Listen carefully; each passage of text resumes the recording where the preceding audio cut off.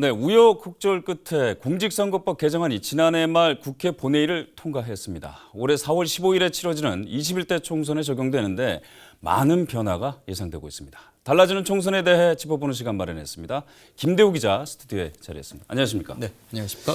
이게 가까스로 통과가 됐는데 이번에 밖에 이제 선거법 개정안 네네. 골자를 보면 두 가지로 나눌 수가 있는데 그 중에서 첫 번째를 좀 짚어보도록 하죠. 연동형 비례대표제. 이게 처음 우리나라 선거법에 처음 적용이 되는 건데 이게 네네. 무엇이며 이게 어떻게 적용된다는 겁니까? 그러니까 이제 비례대표 선출 방식이 달라지는 겁니다. 쉽게 얘기해서 뭐 연동형 비례대표제라는 말은 뭐 워낙 여기저기서 많이 좀 들어보셨을 겁니다. 이 연동형 비례대표제를 조금 축소하는 게 바로 준연동형 비례대표제다 이렇게 좀 볼 수가 있습니다.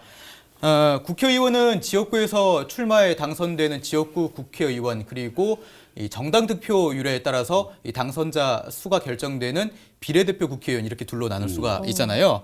지금까지는 이 지역구 국회의원과 그리고 비례대표 국회의원을 별개로 뽑았었습니다. 지금까지 이제 지역구는 지역구, 네네. 비례대표는 비례대표 해가지고 거기서 득표율을 곱해가지고 이제 그만큼 배분해가지고 병립형으로 이제 나눴었죠. 그래서 병립형이 좀 별개로 이제 배분, 분분하는 배분을 했었죠. 그런 의미로 볼 수가 있는데 그런데 이제 준연동형 비례대표제가 적용이 되면은 이 정당 득표율에 의해서 모든 의석수가 결정이 되는 겁니다. 영향을 좀 주는 거죠. 영향을 주는 거죠. 네네. 다시 말해서 정당 득표율이 지역구 국회의원 당선 수보다 정당 득표율이 적을 경우에는 상대적으로 적게 비례대표를 좀 적용을 받게 됩니다. 그러니까 정당 득표율에 비해서 국회의원 의석수가 많을 경우에는 그렇죠. 네, 쉽게 말하면 이게 지역 의석수를 많이 차지하면 비례대표를 그만큼 못 받는 상대적으로 거죠. 적게 받게 네네. 되는 거죠. 그리고 또 반대일 경우에는 비례대표를 그만큼 더 많이 차지할 수가 있게 됩니다. 그래서 뭐 일각에서는 군소정당이 유리하다 이런 얘기가 좀 나오고 있고요. 지난 20대 총선 때 이제 더불어민주당이 정당 득표를 한 25% 정도 받았었거든요. 네, 그래서 비례대표를 13석 차지를 했습니다. 그런데 이제 준연동형 비례대표제가 적용이 되면은 13석에서 5석으로 줄게 됩니다. 네, 그렇다면 이제 이런 연동형 비례대표제가 뭐 모든 비례대표 의석수에 적용이 되느냐? 그거는 아니고요. 현재 지역구 국회의원 의석수는 253석 그리고 비례대표 의석수는 47석입니다. 그러니까 이 같은 의석수는 오는 4월 15일에 치러지는 21대 총선에서도 똑같이 적용이 되는데 비례대표 의석수 47석 가운데 30석만 그리고 이 30석에 대해서 또 50%의 연동률만 적용이 되게 되는 겁니다. 그래서 준연동형 비례대표제다 이렇게 좀 불리는 거고요.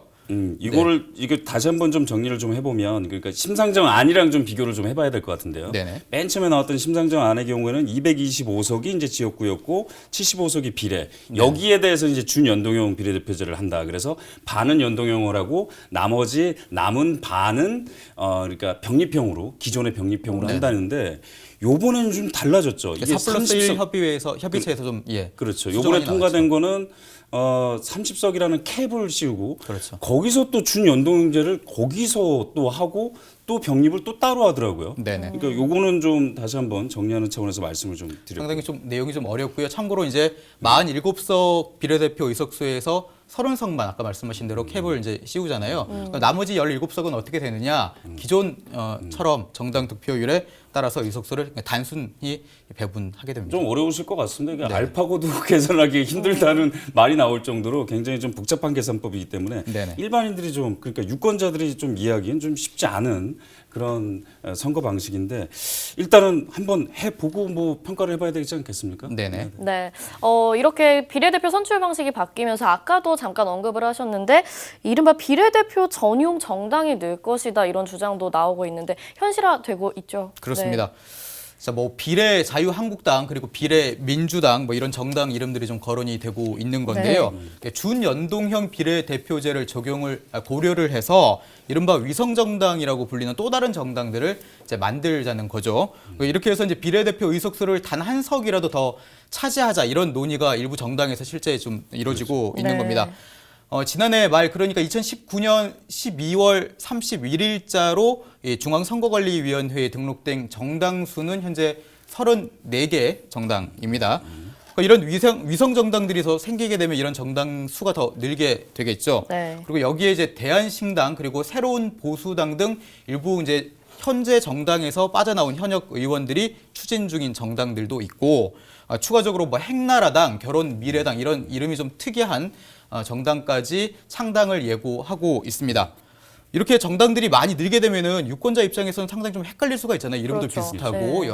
너무 많은 정당 수가 있기 때문에 뭐 이런 많은 정당들이 나온다는 점은 장점도 있고 단점도 있겠지만 이런 유권자들의 혼란을 가중시킬 수 있다 이런 우려는 단점으로 꼽을 수가 있겠습니다. 이게 사실 정당법상 정당의 하나의 이제 독립된 대의 단체이지 않습니까? 네네. 그런데 공천에도 관여할 수 있는 부분이 있는 거기 때문에 위성 정당이라고 하면 이건 좀 추이를 좀 지켜봐야 될 것 같습니다. 네, 달라진 게 이제 두 번째 골자. 네, 선거 연령이 낮아졌죠. 그렇죠. 네, 어떤 겁니까? 이제 선거 연령층이 낮아지는 게 바로 이제 투표가 가능한 나이대가 낮아진 건데요. 네. 원래 20대 총선까지는 만 19세 이상에게 투표권이 주어졌습니다. 그런데 이제 오는 4월 15일에 치러지는 21대 총선에서는 만 18세도 투표를 할 수 있게 됐습니다.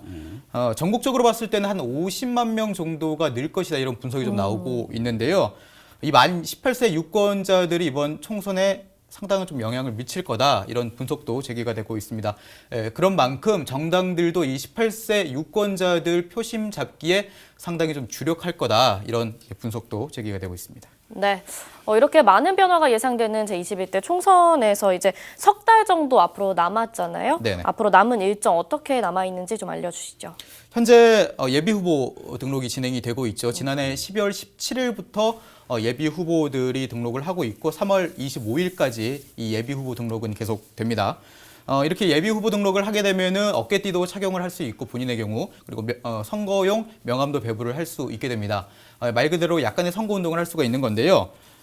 이런 예비 후보 등록 기간이 끝나면은 곧바로 이 본 후보 등록이 진행이 됩니다. 지금 표를 보면서 설명을 좀 드리면요. 3월 26일부터 27일까지 후보자 등록 신청이 진행이 되고요. 그런데 이렇게 본 후보 등록을 마쳐도 바로 선거 운동을 할 수가 없습니다. 4월 2일부터 공식 선거 운동을 펼칠 수 있게 되고 그리고 4월 15일에 본투표가 진행이 됩니다. 이 본투표일에 투표를 하지 못하는 분들을 위해서 사전투표 기간이 주어지잖아요. 네. 이번 4.15 총선의 사전투표일은 보시는 것처럼 4월 10일 그리고 4월 11일 이틀 동안입니다. 그리고 4월 1일부터 이제 4월 6일까지는 재회 투표가 그리고 4월 7일부터 4월 10일까지는 선상 투표가 각각 진행됩니다. 자, 올해 4.15 총선은 뭐 뉴스에서도 많이 보셨지만 모든 사람들의 초미의 관심사입니다. 네. 저도 굉장히 관심이 많고요. 정치권에서도 굉장히 관심이 많은데 자, 저희 서울보도국 기자들은 이 선거와 관련된 소식들 그 어느 때보다 열심히 또 발빠르게 알려드리도록 최선을 다해서 열심히 뛰도록 하겠습니다. 김 기자도 열심히 뛰어주시기 알겠습니다. 바라겠습니다. 네, 수고 많으셨습니다.